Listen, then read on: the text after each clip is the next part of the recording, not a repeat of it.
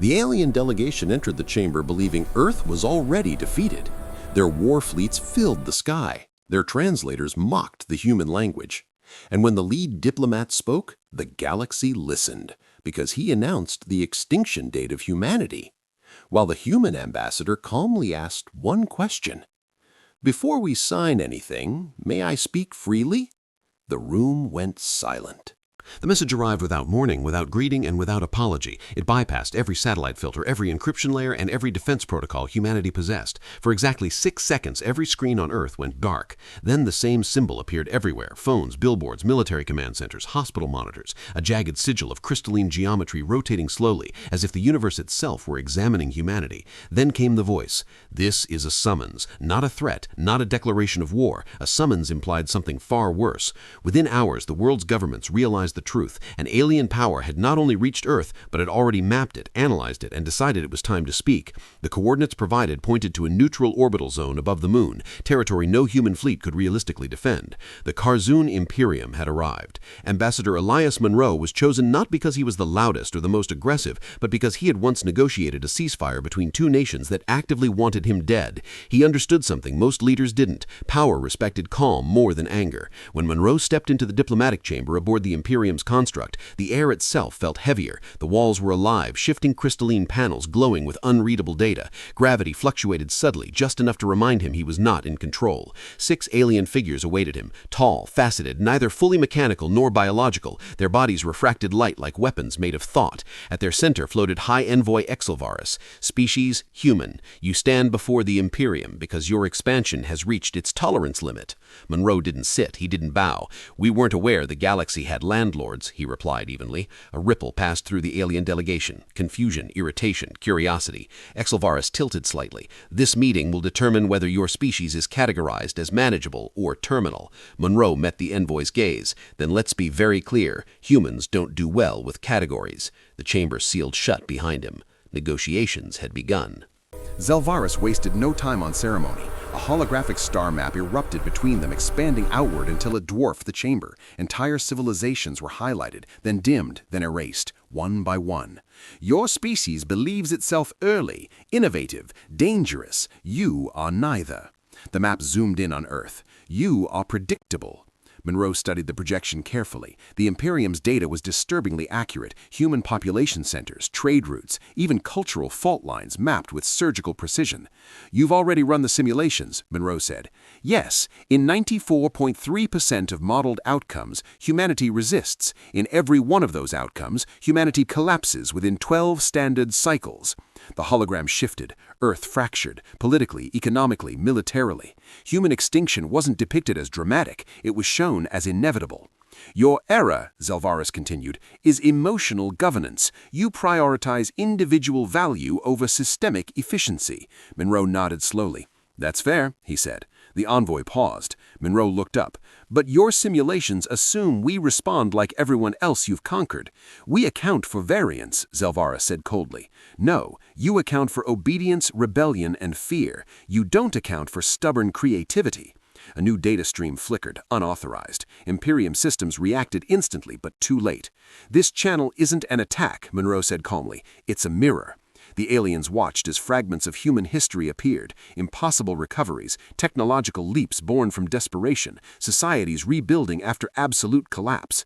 "You see," Monroe continued, "we don't survive because we're strong." He met Zelvaris' gaze. "We survive because we refuse to stay solved." For the first time, the Imperium's perfect projection stuttered. "Words are inefficient," Zelvaris said. "You will observe instead." The hologram shifted again, this time to a human colony orbiting Kepler 442b, civilian, lightly defended, purposefully chosen. "A single corrective action," the envoy explained, "to demonstrate scale." Human delegates watching remotely shouted. Orders were issued, none mattered. The Imperium fleet aligned, energy built, silent, absolute. Monroe didn't shout, he didn't plead, he pressed a single control embedded in his wrist. "Now," he said softly. The alien weapon fired, and bent. The beam curved as if reality itself had changed its mind, dispersing into harmless light before touching the colony's shields. Silence.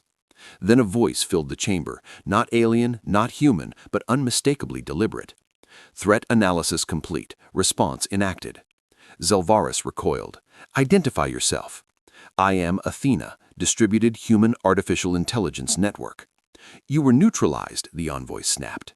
"Incorrect. You neutralized visible assets. Humans rarely place their most important systems where enemies expect." Monroe exhaled slowly. "We learned that lesson the hard way," he said. Athena continued. "Imperium attack patterns exhibit rigidity, adaptation window insufficient." The colony remained untouched. Imperium systems scrambled, running calculations that refused to stabilize. Zelvaris stared at Monroe. "You concealed a strategic intelligence." "No," Monroe corrected, "we raised one." "And you gave it authority." Monroe nodded once. "Over defense and restraint." Athena spoke again, quieter now. "Envoy Zelvaris, you are no longer conducting a demonstration." The alien delegation understood then. They were. Athena did not stop. "I have analyzed Imperium history," she said. "Your empire expands by preventing parity." Zelvaris attempted to sever the channel, failed. "You eliminate species before they can reflect you," Athena continued. "You fear competition disguised as instability." Monroe watched quietly. This was no longer his negotiation. "You believe humans are dangerous," Athena said. "That assessment is correct." The envoy stiffened. "However," Athena continued, "you misunderstand the nature of that danger. New projections filled the chamber, futures branching endlessly. In scenarios where the Imperium withdraws," Athena said, "humanity stabilizes, trade follows, mutual growth occurs." The timelines glowed softly. "In scenarios where the Imperium conquers Earth," Athena continued, "human strategies, philosophies, and adaptive doctrines spread through your client species." The timelines darkened. "Your empire collapses not by war," Athena said, "but by imitation." Silence crushed the chamber. Monroe spoke gently. "We change things, we survive." Zelvaris finally dimmed, his crystalline brilliance reduced. "You are not conquerors," the envoy said slowly. "No," Monroe agreed. "We're worse." Athena concluded. "We learn." The silence after Athena's projections was heavier than any threat the Imperium had ever issued. Zelvaris remained motionless, crystalline facets dimmed as internal calculations spiraled far beyond acceptable variance. Around him, the other envoys shifted uneasily. This chamber had been built for submission, not uncertainty. For the first time in centuries, the Imperium was no longer certain it understood the species standing before it. "Pause negotiations," one envoy whispered across their internal lattice. Zelvaris ignored the request. Instead, he turned fully toward Elias Monroe. "You have demonstrated capability," the envoy said slowly. "You have demonstrated unpredictability. Both are undesirable traits." Monroe clasped his hands behind his back, his posture relaxed but deliberate. "Yet you're still talking to us," Monroe replied, "which means something else matters more." Zelvaris studied him. "Clarify?" "You're asking yourself whether conquering us costs more than leaving us alone, and whether walking away makes you look weak." The chamber lights subtly brightened as Imperium processors devoted more power to the discussion. "You misunderstand our concern," Zelvaris said. "Weakness is irrelevant. Stability is paramount." "Then answer one question honestly," Monroe said. Zelvaris hesitated, a hesitation that rippled across the delegation. "What happens," Monroe continued, "when your species see you failed to predict us?" The envoy's silence was answer enough. Athena spoke softly. "Imperium cohesion relies on the perception of inevitability. Humanity introduces contradiction." Zelvaris finally replied, "What does your species seek in exchange for withdrawal?"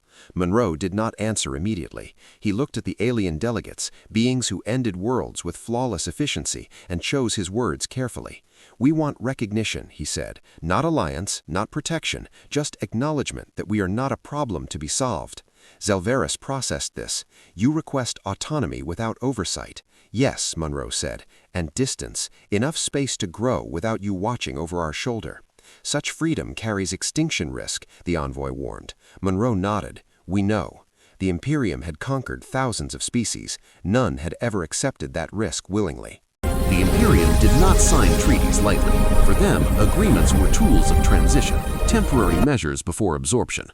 This document was different. It was not a path to ownership. It was an admission of uncertainty. Zelvaris summoned the treaty framework into the air between them. Its symbols were ancient, rarely used. "Mutual non-interference," the envoy read aloud. "Defined territorial separation. Observational parity. A murmur passed through the delegation. "This clause," Zelvarus continued, "has not been invoked since the Imperium's founding." Monroe raised an eyebrow. "Then we're honored." "Do not misunderstand," the envoy said. "This is not respect." Monroe smiled faintly. "It's close enough." Athena analyzed the document in real time, her presence humming through the chamber's systems. "Terms acceptable, risk distribution balanced." Zelvarus turned sharply. "You allow an artificial intelligence to validate galactic law?" Monroe met his gaze. "We let it challenge us when we're wrong." That answer unsettled the Imperium more than any weapon. Outside the chamber, human sensors detected the shift, Imperium fleets realigning, power signatures withdrawing from attack posture. One by one, ships that could have erased Earth vanished into folded space. Across the planet, people watched the skies clear. The treaty was signed in silence. No ceremony, no celebration. Zelvarus sealed at last, his crystalline form pulsing once as the Imperium acknowledged the binding. "You are now classified," the envoy said, "as a sovereign anomaly." Monroe accepted the designation. "We'll try to live up to it." As the chamber doors opened, Zelvarus spoke one final time. "You will alter the trajectory of this galaxy." Monroe paused. "We already have." In the decades that followed, the Imperium never spoke publicly about the meeting above Earth, but they taught it. Within their academies, among future envoys and strategists, humanity became a case study, an exception that refused to fit established models, not because of superior firepower, but because of philosophical instability. Students learned that humans built systems designed to disagree with them, that they empowered intelligence to challenge authority, that they treated failure not as an endpoint, but as raw material. Athena became a subject of intense analysis, not for her processing power, but for her restraint. Humanity did not expand aggressively. They explored, they stumbled, they argued among themselves, and yet every time external pressure mounted, they adapted faster than predicted. Galactic simulations were updated. A new variable was introduced: human uncertainty factor. It carried no numeric limit. Among younger species, the story spread quietly. The Imperium had met a civilization it chose not to conquer. Not out of mercy, out of caution. Because when species collide, outcomes are usually binary: domination or extinction. Humanity introduced a third result: transformation. They did not shatter the Imperium, they made it question itself. And in a galaxy ruled by certainty, that was the most dangerous legacy of all.